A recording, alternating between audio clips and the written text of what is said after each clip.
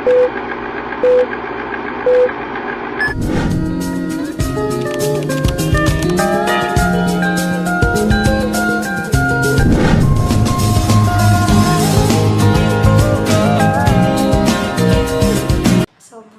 warahmatullahi wabarakatuh.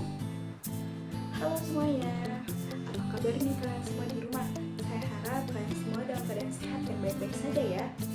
Nah, pada kesempatan kali ini saya akan mempresentasikan tentang materi fungsi informatika. Nah teman-teman, tugas presentasi ini merupakan tugas presentasi pertama saya dalam mapel informatika yang diberikan oleh Sersudung Simatupang.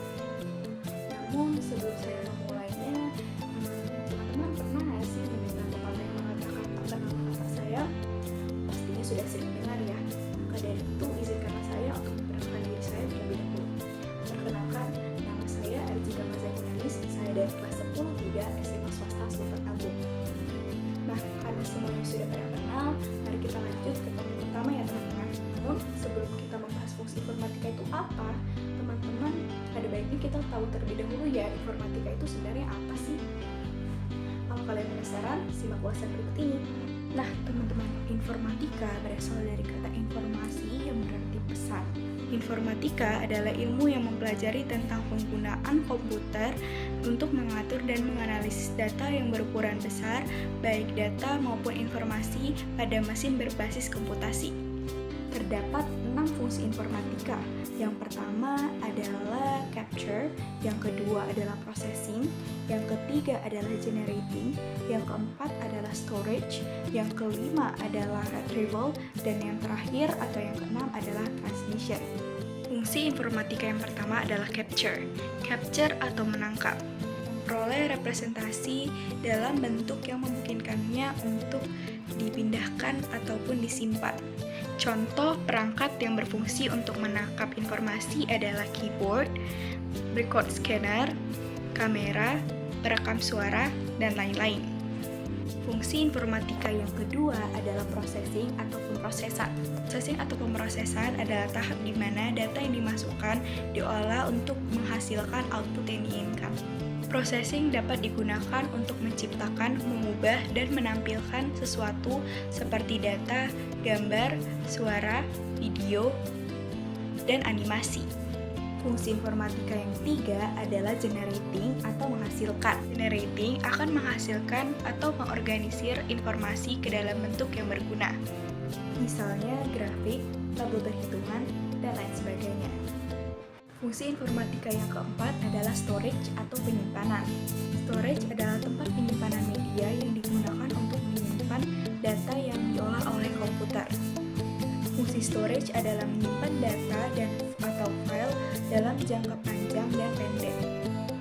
Fungsi informatika yang kelima adalah retrieval atau menemukan kembali. Retrieval digunakan untuk menemukan atau mengambil kembali data atau informasi yang sudah tersimpan dalam pangkalan data untuk keperluan selanjutnya.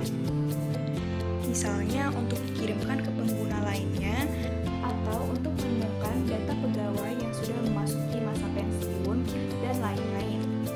Yang keenam dan terakhir yaitu adalah transmission. Transmission merupakan proses untuk mengirimkan data dari suatu sumber data ke penerima data dengan menggunakan komputer atau media elektronik. Nah teman-teman, itu dia 6 fungsi informatika beserta dengan penjelasannya.